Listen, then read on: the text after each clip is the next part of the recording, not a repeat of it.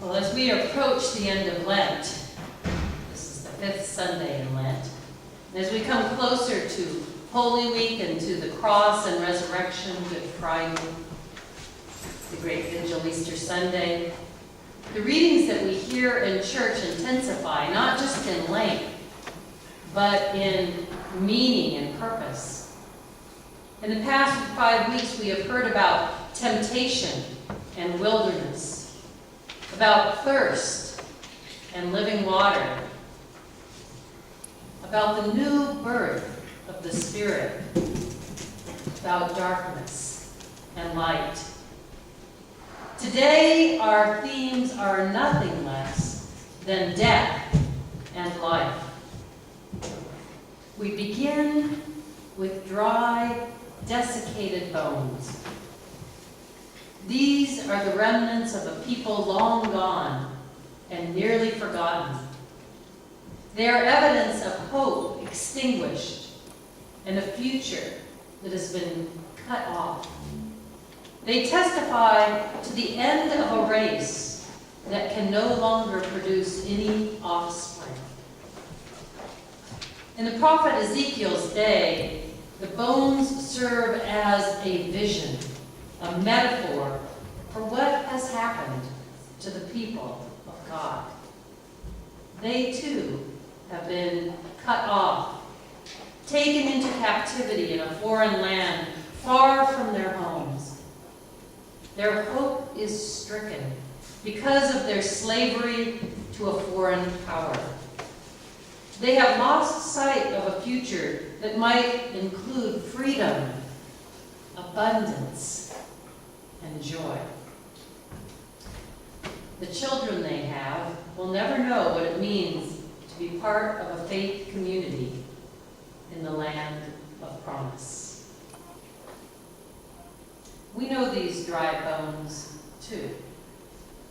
We know them as we wonder what will become of our faith communities in the future. Our children generally have little experience of what it means to be part of a mainline church. Our resources are drying up as we get older and finances and attendance shrink.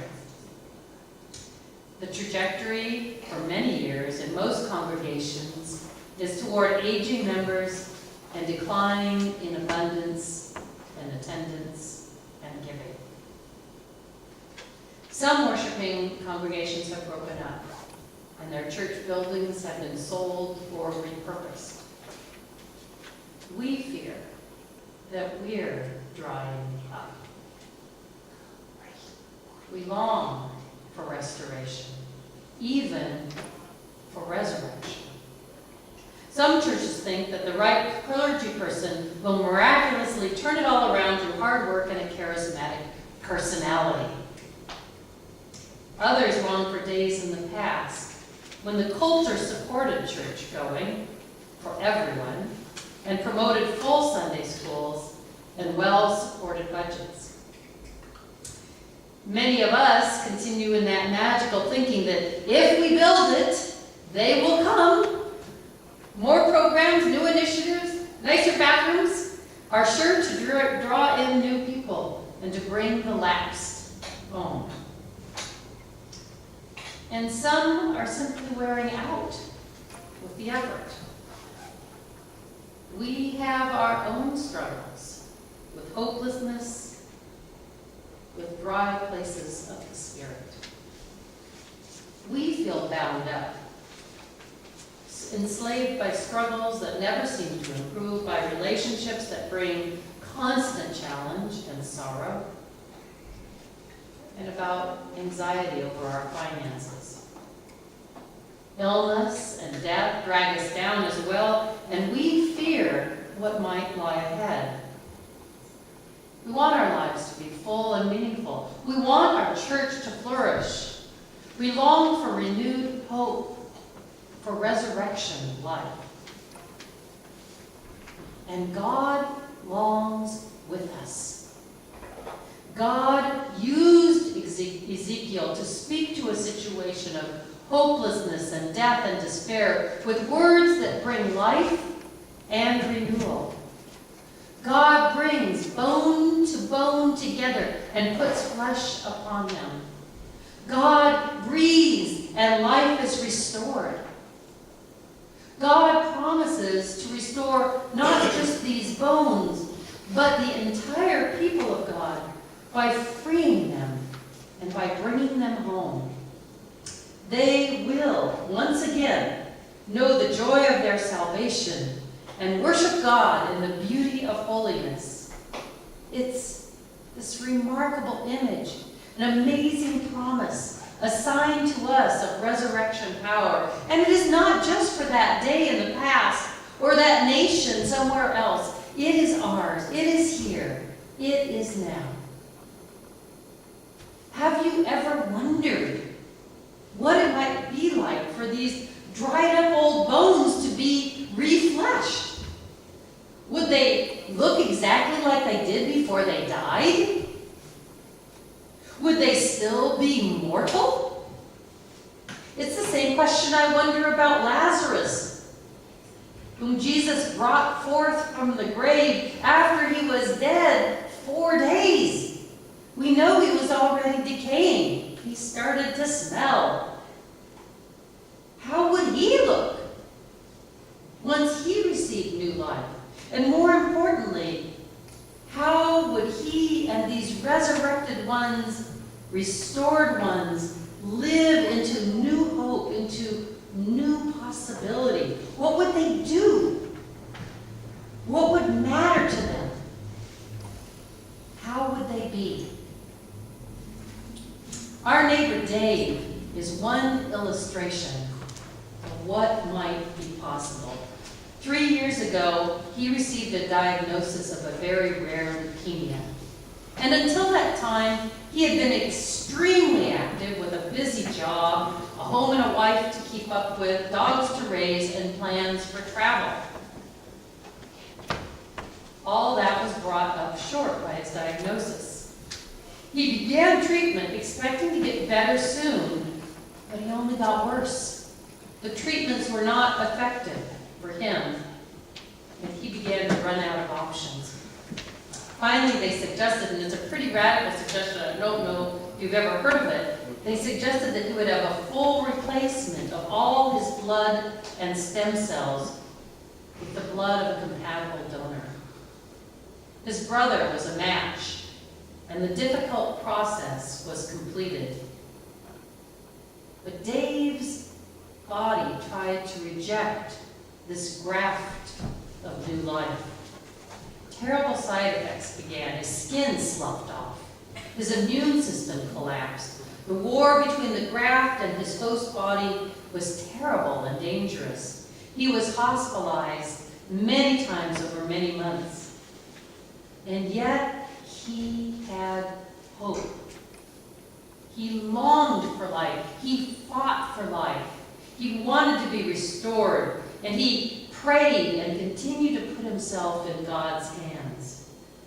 After months of hospitalization, he longed for home as if for water in a dry and barren land. He loved his family and friends with new depth and intensity, with new appreciation and humility. He stopped complaining about work and was desperate to get well enough to return to productivity. Something new was happening within him as his flesh and blood were being changed and renewed through this transfusion. Last week, 1 year after the transplant, Dave was diagnosed as cancer-free. He has a new life. Life as gift. Life lived in appreciation. Life with hope restored. His flesh is still struggling with the graft. His skin is getting better slowly. He is recovering. It's not immediate. There will be long-term effects to deal with, but he will tell you it's all worth it. It's all worth it. It must have been this way for the bones that were refleshed, and for Lazarus, who was raised up, and for all who have experienced the new birth, the springs of living water, the resurrection and the life that is in Christ. We will not all die, but we will all be changed. When the mighty God grabs us up from the death that we experience and pulls us into new life, sometimes kicking and screaming through great trial and terror, our lives will never be the same. Those who experience resurrection will see life in a new way. Our eyes will be open to new possibilities. We will rejoice in all gifts, great and small. For a while, at least, we will stop fretting about the past, or being anxious about the future, or complaining about the present. We will be those who rejoice in the Lord always. Again, I say, rejoice. We will have new ears to hear with the ears of our hearts. We will have greater compassion on the suffering, more patience with the difficult, and a willingness to serve especially the least and the last and the lost. And we will have a new story to tell, one of life snatched from death, one of hope in the midst of despair, one of the chance to start all over again. We will be able to console others who walk in darkness and to share our stories of new life in Jesus. I was blind, but now I see. I walked in darkness, but now I walk in the light of the Lord. I was dead, but Christ has raised me up. And when our churches have new life breathed into them, they will never look the same either. There will be new faces, new ways of doing things, a new hope and spirit. We can either be the host that welcomes this newness, or the host which tries to reject the life-giving changes. We can either welcome the fresh wind of the Spirit, or try to hunker down and protect ourselves from the transformation that God is bringing. When we do experience this resurrection life together, we will never be the same as a church. We will be part of the resurrection process, joining with those who helped unbind Lazarus and set him free. One image of this freedom is from a video I saw this week on Facebook. We've got it primed for you to watch during coffee or during the potluck. It tells the story of a group of friends out in a small boat in the Sea of Cortez who came upon what they thought was a dead, young, humpback whale. As they drew close to observe its body floating just under the surface of the water and watched it lifeless for many minutes, it suddenly made a great effort and managed to take what looked like it seemed to be its last breath. One of the men got his snorkel gear on and went to see what had happened. He found the whale completely wrapped up in fishing nets and weights. Both fins were pinned to her body. Her tail was dragged down towards the bottom 15 feet with all the fishing gear. And she was immobile. She could not move. She was utterly spent, exhausted, completely bound up at the mercy of any predator. They didn't know what to do. They were just out for a day trip in a small boat. They tried to call for help, but it would take over an hour for a rescue mission to reach them, and the whale was already near death, if not dead. All they had was one very small pocket knife and a boat hook. Even near death, the huge whale could capsize them in an instant or kill them with a freed fin or tail. But they couldn't just do nothing. They couldn't leave her bound like that in death. So they drew near, and they began to pull and cut at the netting. They finally freed a fin, and she started to try to swim a little, and they hung on. She stopped and let them get right on top of her. For an hour they worked with their tiny knife.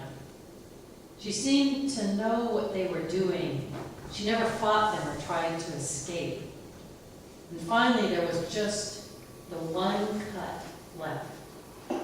Once they made it, there was no predicting what she might do once she had full use of all her tail and fins. And so quickly they finished it, pulled it all in that, and immediately moved away from her. And they watched the surface of the sea. 1 minute, 2 minutes, and then they gasped in surprise. Just a few hundred feet away, she leapt into the air with a full breach. They could see her entire body shooting up out of the sea, completely free of all the netting that had enslaved her. But that wasn't it. She breached nearly 40 times. She slapped her enormous tail on the water over and over again. She rolled and spun around. It was a scene of sheer joy, of freedom, of new life.